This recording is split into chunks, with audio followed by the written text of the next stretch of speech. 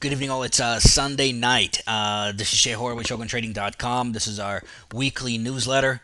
First of all, I'd like to tell you that we are writing a book right now that I think is very pertinent to current market conditions. That is the application of Zen into the Samurai Zen, specifically into trading, and how that can help you with the management, self management, patience, and self control, emotional control.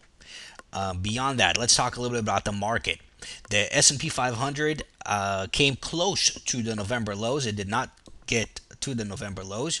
November lows were 741. We came all the way down to 754. So no panic there yet. When the news talks about the market diving, they're talking about the Dow Jones Industrial Average that did penetrate the 7,500, which was the low over here at the end of November. Let me show you a monthly chart. And here's a monthly chart. The low over here was 71.97, and we did not penetrate that. This looks like a humongous fall from the 14,000 down to the 7,000. Of course, everyone was making a very, very big deal out of it. And I mean, of course, it's a big deal, don't get me wrong, but we've had worse.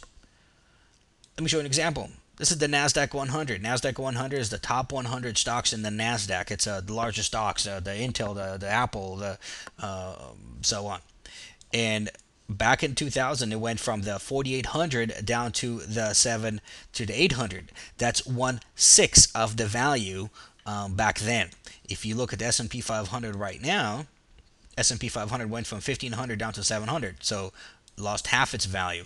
Dow Jones Industrial Average also went from 14,000 almost down to 7,000, so also lost half its value. But I'm talking about losing quite a bit more when we had the bubble in the internet stocks or the tech stocks, the tech bubble that we had in the early 2000s. So, it is what it is. That's the market. Now, there are two ways of looking at the market. There's the buy and hold investing.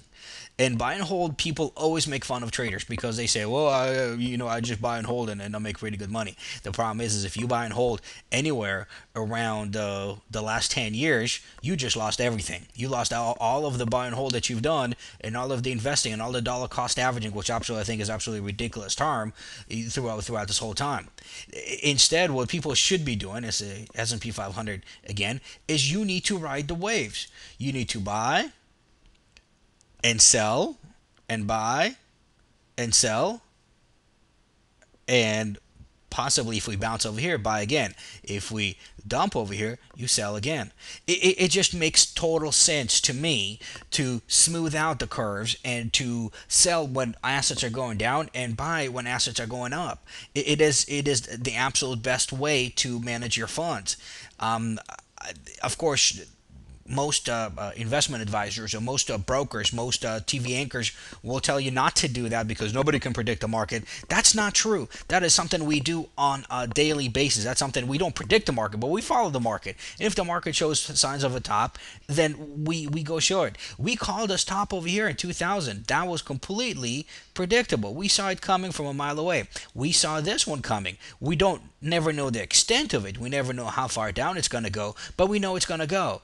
And that's the beauty behind it. And that's when you can go in and enjoy the waves. There is absolutely nothing wrong with taking a short position on a stock. There's nothing wrong with taking a short position on the market. It's the same thing as trading oil. It's the same thing as trading orange juice or shrimp or cattle or whatever you want to trade where you think prices are going to go down. You go short. When you think prices are going to come up, you go long. Same thing as trading currencies. If you think that the euro is going to go up against the US dollar or the US dollar is going to go up against the euro, you are trading both sides of it and you're going back and forth on it. And that is completely normal. It's completely legit. And that is something that you have to get used to when you're investing in stocks. Do not listen to all the talking heads on TV that tell you, listen, you have to buy. If you like the stock at 55 and it's sitting at 10, you must like it 5 times more because it's sitting at 10. No, the stock fundamentally changed. The people's view of the stock changed. It does not. Here's a perfect example. There's Citigroup. Stock was at 55, down to less than $2 right now. Does that mean it's the same company? It is nowhere near the same company, and the same reasons do not apply right now. Citibank might get nationalized, and that's the reason why the stock is diving as much as it is because they might wipe out equity altogether. Might wipe out the stock value altogether. So of course the stock is going to dive. Now the only thing that moves stocks is buyers and sellers. It is not the fundamental analysis. It's not the earnings or anything like that, because the market always looks forward. It looks 6 months ahead. It looks a year ahead. And if the market starts selling, there's a reason why they're selling. They don't like the way the banks are operating. They don't like the prospects for banks with the new administration or anything along those lines, and they'll start dumping it. And you have two choices. You can buy because you believe in the company. You can buy. But what did you get out of that? You didn't get anything out of it. Instead, you say, well, you know what? There's got to be a reason why the stock is diving. Here's a wedge-shaped consolidation. They tried breakout to the upside, didn't work. Here's a lower top. It broke below the wedge, and it's coming down. And that's a legitimate reason to go short on the stock. Let me go into daily. Citibank is taking a dive. BAC, Bank of America, is basically doing the same thing, and that's what the market is focusing on. Now we've had a very rough couple of weeks right now, actually a month, and the reason why, let me go back to S&P 500, and the reason why is because we're always getting new announcements that are shocking the market. We're going to nationalize the banks, a stimulus package, more spending. We're going to do this, we're going to do that, a home foreclosure plan. And there's always something that the market is waiting for the next shoe to drop. They're waiting to get their face kicked in by another announcement. And that's basically what happened on Friday as well. We were about to dive. We were absolutely free falling. And then the White House comes out and they say, well, we don't have a plan to nationalize all banks right now. Or they say basically, we do believe in private banks. But they didn't say that they're not going to nationalize it. But the market is so afraid of those news pieces that they'll cover real quick. So people covered right before the weekend. Here's S&P 500. Here's a 5-minute chart, and you can see exactly how we were diving and diving and diving and coming down, and then we were doing all these waves down, and that's when the White House said, we do believe in private banks.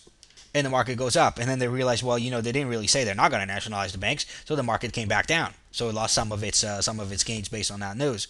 What's going to happen next week? Well, we have more banking news that's coming out, another banking plan that's coming out. We also have more news about the foreclosure plan that we don't know all the details about yet. So the market is ready to be shocked again, and that's why the market does not move quite as much right now. Remember, the market likes certainty. There are a few stocks that are doing pretty well. For example, MGM we shorted 788 and went all the way down to the $393 level, which is a very respectable gain. By the way, if you can't short these stocks, we highly recommend buying the puts on them because of course that works extremely well. Another one that we played, just to give you an example, is the insurance sector. Here's 2007 down to 15 in just 4 or 5 days. Those are the kind of trades that work out really really well right now. Are the sector trades, the gambling, the casinos, or the insurance companies, and we're always picking these specific sectors and we're writing them down on the way down. One of the things that are working very well for us right now, for example, is the SDS. SDS is an ultra short S&P 500, and we're able to trade it when the market breaks support levels. So I think that the market is going to pick a direction pretty soon. I do think that they're waiting for news, but eventually they're just going to give up on the news and they're just going to take a direction. I think right now we're going to go into profit taking. We're going to go back up to the 800 level, which is a level that I've talked about before.